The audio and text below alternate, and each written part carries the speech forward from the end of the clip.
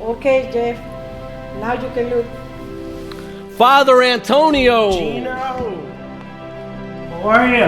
My gosh, what brings you to Miami? Great to see you. I was actually wanted to come visit you, and I reached out to your office. I wanted to keep it a surprise.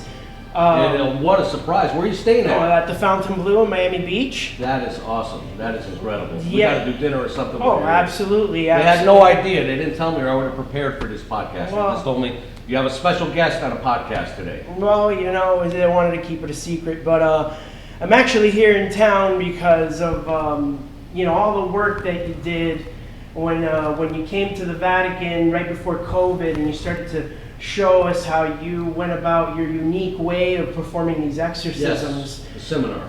Seminars, yeah. We've really been taken aback, and I'm actually here because the Pope wanted to send this special gift as a token of our appreciation. For me? Yes. Rosie, could you have some respect, for God's sake? If you knew he was coming, get this thing out of here, please.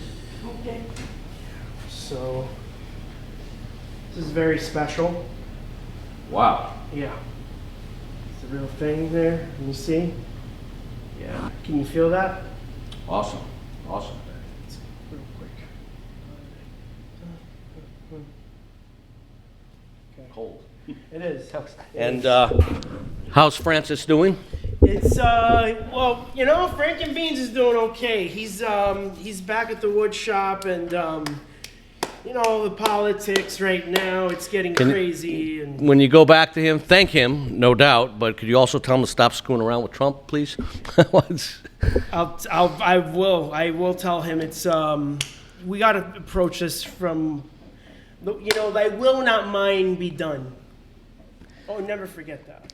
Well, the seminar that we did, you were our head contact there, and the seminar we conducted was on exorcisms, and that was through the guardian angels that communicate to me, and a lot of the things that we do are similar to how you perform your exorcisms and stuff as well. And I'm just thank you for that opportunity, and I've learned some different things that I've implemented as well in my strategies. Have you? From you, yes, I have, from a lot of you. A lot of the priests there at the seminar. Okay, that's great. And they actually let me sit in one of their exorcisms that they had when I was down there. So that was fascinating as well, to see how somebody else goes through the same things I do, but using different techniques. Yeah, we were really perplexed by your unique way of going about the exorcisms and stuff. I can't really talk a lot about this. I understand this is being filmed, and I just really wanted to come by and... Well, we know no the Vatican has strict rules, especially discussing how exorcisms are done. And you mentioned that you do have a library of exorcisms, and they allowed me to view some of them, but you don't make them public because you don't publicize evil, which I understand that. Yeah, we don't want to do that. We have to be very careful. There's, evil's always waiting in the dark corners of this world, unfortunately. I mean, I need to ask you, because I'm not just here for this. I really wanted to pick your brain. And again, I'm here on behalf of the Pope himself. And I see they already hooked you up with some holy wine here. Thank That's you. good. Thank you so much. I really appreciate it.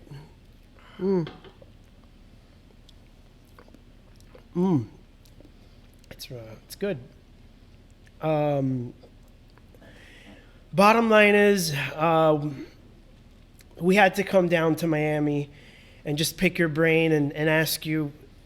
I'm going to just ask you just straight out, during any of these exorcisms, did you encounter the big S? Oh, I know what you're saying. Have I ever met Satan himself? Yeah. No, I have not. The reason being, when I perform these exorcisms, there's demons that work for the devil, Satan, Lucifer, as some may call him in their religion. And those are the ones that inhabit these individuals and take over their bodies, inhabit their souls. The reason Satan doesn't do it is kind of like a CEO of a company. He's not going to stop his management skills and his plan to demise the world and hold people back from going to the, as I explained to you, what the guardian angels refer to me as the third dimension. He's going to use his demons to be tied up in that one individual and spread the word of demonization, as we should call it.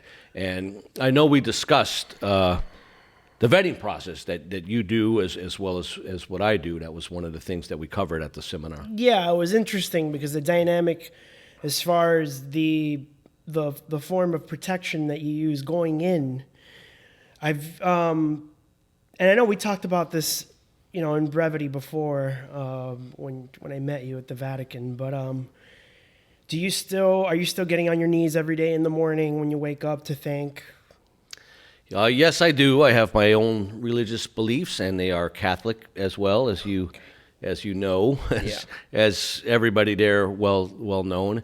I don't know if it's fortunate or fortunately, as I expressed to some of our followers and stuff, I don't go in there with a cross, because that's not what I do. I mean, I don't have the background or the knowledge for that. I communicate through the guardian angels, and the reason we don't publicize our things, as I mentioned before, is our exorcisms are done naked. Do you take the scarf with you inside? I everything is naked, but I do take the scarf inside, yes. Okay. And there's different things that scarf does while it's inside there with the individual that's possessed. Oh, okay. There's a special tie I know that's being used now. I don't know if you know of the very good work that's being conducted now by Father Russell. Did you see that documentary? Yes, I did see the documentary, and I had a one-on-one with him at the Vatican as well when I was out there, and I did a follow-up as well where he showed me one of his exorcisms that he performed. Oh. And you, the priests, have a separate vetting process that you do than I do. It's kind of similar as well. We do, and it's the same process that we used at Father Russell. I mean, I saw, when certain people come into this line of work, not everyone is born with the gift. Father Russell, when we saw the way he would get on his knees and pray when he was doing Cinderella Man, we knew right away that this guy had something special, and which is why he's now doing the Exorcist, the last movie that came out. And with regards to you, we saw that you have a passion to fight the darkness in this world, and your method, although might be different from ours, we've really found different. We've really opened up to the way that you look for protection. I don't understand how you defy the science. One of the things that we mentioned that we do is it's the same vetting process to start out as you. We investigate with the family. We learn their background. We learn what languages they speak. We have to identify mental illness and mental health compared to an actual soul of demons that are taking over a body. So sometimes we do face mental health issues, and then we don't perform any exorcism because obviously a lot of people that come to me, they really have mental health issues. So one of the things that we do, if they speak in another language that they don't know, they might speak in Italian, which is your language. They might speak in Italian, but they're English or they're British or they're Latin or Spanish, and there's no way that they could learn that language. Or they might speak in French or French Creole. Then we know that the demon is inside of them because they have no knowledge of this. And one of the things that we do to bring that spirits down, I spoke to you about mirroring. Mirroring is a technique that's actually used by the FBI in hostage negotiations. And as I explained on the seminar, I was a hostage negotiator with the City of Miami Police Department for a while, where I was also the psychic detective with them helping solve crimes. But mirroring is basically go in there if the potential possessed individual is sitting there rocking back and forth, kind of go in there and we rock back and forth as well as you're sitting there like this. If I put my leg up here and I notice that you're putting your leg after a while up there, I notice I'm getting into your comfort zone. And you might not realize it. This individual doesn't realize that I'm mirroring what they're doing, he or she is doing, but their peripheral vision is picking it up, and they're actually feeling comfortable because I'm mimicking their moves. And that's how we kind of go in there and make sure everything is safe. And of course, I'm communicating, and I already have a direct communication with that guardian angel. So the last time you gave a seminar at the Vatican, just a couple years ago, right before the whole COVID thing hit, you left us with our jaws dropped. We've been studying your methods, and we've been fascinated through these religious studies that we've been conducting, really trying to get down to the brass tacks of it all. And you touched on it briefly. I could tell that you were holding back a lot as far as who is the Antichrist. I don't know if anybody else out here knows. Yes, yet, but I touched base on that, and I kind of tinkled it words to you guys because I know you're studying it from a religious standpoint. But as I mentioned at the seminar, Nostradamus had predictions of his thoughts, and his predictions were 3 antichrists were going to visit the earth, and the third one was going to bring Armageddon and the end of the world. And many scholars and religious scholars believed that Napoleon was the first arrival of Lucifer. The second arrival was Hitler, and then some started to believe of the happenings that George Bush Sr. was actually the third arrival and was going to be the end of the world. But then when the end of the world and Armageddon never happened, they were just, now we're still waiting for the third. But I'm here to tell you that it's not that Nostradamus was wrong, is that he was misinterpreted, as I mentioned at the seminar. The Antichrist has arrived, and there's going to be 2 arrivals till Armageddon, so we don't have much time left on this earth, basically. Basically, Napoleon, he kind of read Nostradamus, and he wanted to make himself look like he was the first arrival of Satan's. That's why he did the deaths and created the destruction that he did. But it was kind of mimicking Nostradamus's beliefs and predictions, not that it was organic and it came. So the Antichrist, and we're going to expose this to our viewers, is actually Elon Musk, and I explained that at the seminar as well.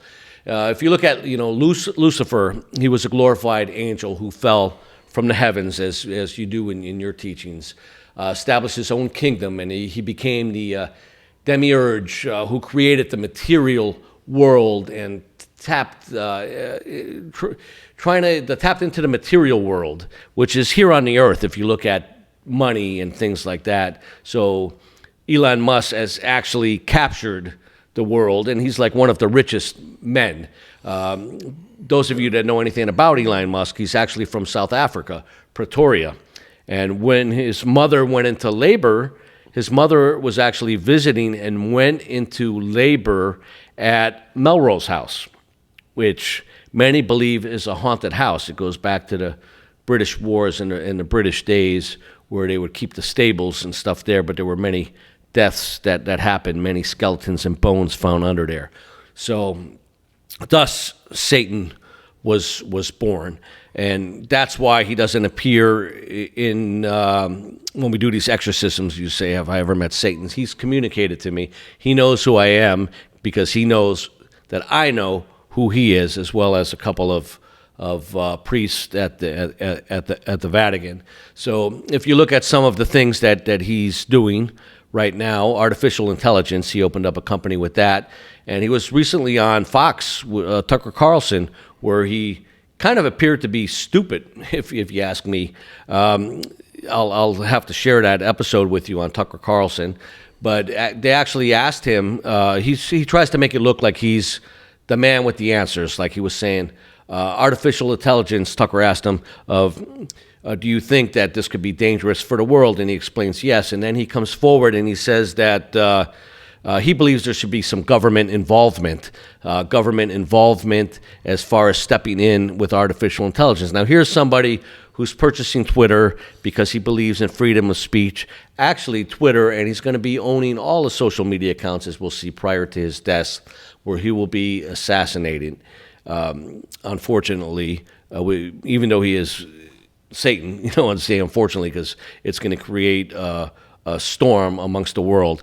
And it's actually going to be his son that takes over. Artificial intelligence is going to be what ruins the world and brings us into a nuclear war, which is going to be the end of all days for the world. And it's going to be, he has to be assassinated because he has to prepare himself for the final war against God, which is the creator of all mankind and the creator of the universe itself.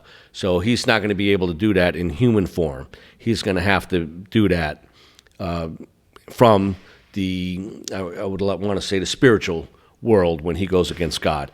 And that's when Judgment Day will come for all. But it's going to be his son that's going to appear as the Messiah, I should say, because he's going to have, just imagine how far space travel's gone now, and that's Elon Musk's fascination with space. As everybody knows, he was the glorified angel that fell from grace and condemned for 1,000 years. He is actually, his fascination of getting back in space is kind of like teasing the Holy Spirit, kind of showing, I can get back there. I can go back there without you allowing me to go to the heavens. And that's his thought process. And even on Tucker Carlson, to me, he sounded like a complete foolish idiot when he says that nobody, and he kind of gives it away here when he says nobody knows more about outer space than I do, and there isn't aliens out there that he has seen. So, come on. Nobody knows more about outer space than you do. I'm sure he doesn't have one bit of the science making these crafts that go into outer space. So he's talking about because he knows what heavens is all about, because he was a glorified angel at one point. So he kind of handed himself up there a little bit for those viewers that picked that up. But it's going to be his son that's going to appear as the Messiah. This artificial intelligence is going to kind of rule the world. He's going to have the answers to everything. And if you want to be part of the world, if you want to get food, it's going to be feast or famine. You're going to have to get the mark of the devil, which is Elon Musk, the 666. And little things that is studying is pretty soon on Twitter. Everyone's going to be shut down, and he's going to own all the social media platforms. He's even going to own TikTok at one point, because he's in it with. There are certain demons, as I mentioned, certain demons that he has working for him. It's kind of like God has his angels. Mm-hmm. Satan has his demons. George Soros is one of them. John Kim is another one of them, believe it or not. And the ruler of China is another one. Yeah. And TikTok is going to be another major platform that's going to be used. And when the time has come, it's not going to be, we're safe as long as Elon Musk is alive. But once it's handed down to his son, which is the son of Satan, all these platforms are going to be used to spread the word of evil. And that's why, as I mentioned at the seminar, and you were going to say something? No, I just wanted to know, and I'll drop it after that. Do you think that at that point, the main currency will be Dogecoin around that time? Oh, there's no doubt. And that's going to be through artificial intelligence as well. And that's when feast or famine comes in, because either you take the mark of the devil, Satan, or you're not going to be able to eat. But I'm telling all our viewers right now, live a life of righteousness. We don't have long to go. We have 2 generations, Elon Musk and his son. And his son has to grow, and he'll probably be, the guardian angels didn't tell me his age, but I would assume in his 30s, more or less. So we might have 50 more years before Judgment Day comes. And that's when you must live a life of righteousness. You must correct yourself and have redemption of the sins that you've done throughout your life. Father Antonio, I want to thank you so much for coming down, and thank Francis, please, for the scarf. It was just a total surprise. No, it's totally our honor. Thank you for hosting us. When are you leaving? We leave next Sunday, so we don't have a lot of time. You know, Miami has a lot of souls that need to be saved.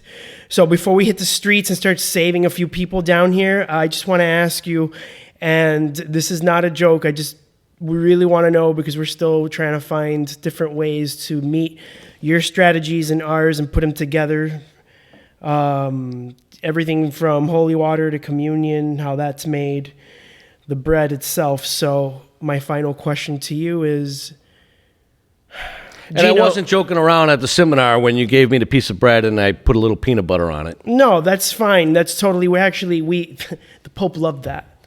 He loves that. He's actually a huge fan of Reese's Pieces. I'm not trying to endorse anything, but he loves Reese's Pieces. But my final question to you, and again, we're just talking about the communion piece. Do you know the Muffin Man? No, I do not. Okay, then I guess there's nothing else to be said. Let's go save some people, shall we? Father, I love your comedy, and save yourself. The Armageddon is coming soon. Judgment Day will come. You have time. Rid yourself of all your sins. Live a life of righteousness, and tune in to our next episode and our seasons of the Gotham investigations.